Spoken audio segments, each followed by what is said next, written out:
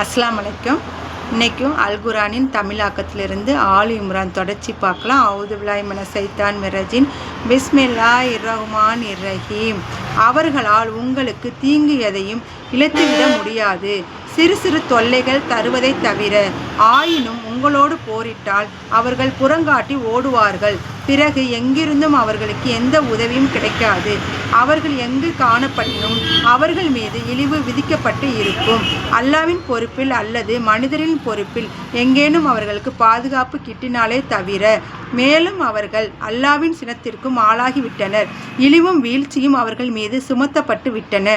இவற்றைக்கெல்லாம் காரணம் அவர்கள் அல்லாவின் வசனங்களை நிராகரித்து வந்ததும் அவனுடைய தூதர்களை நியாயமின்றி கொலை செய்ததும் தான். அவர்கள் இறைவனுக்கு மாறு செய்ததாலும் வரம்பு மீறி செயல்பட்டதாலும் ஏற்பட்ட விளைவுகள் ஆகும் இவை.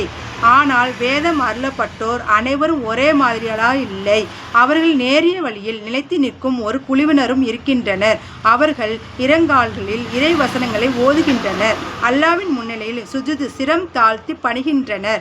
இன்னும் அல்லாவையும் மறுமை நாளையும் நம்புகின்றனர். நல்லவை புரியுமாறு ஏவி தீயவற்றிலிருந்து தடுக்கின்றனர்.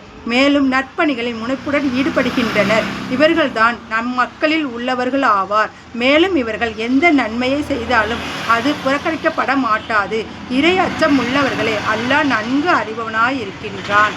அஸ்ஸலாமு அலைக்கும்.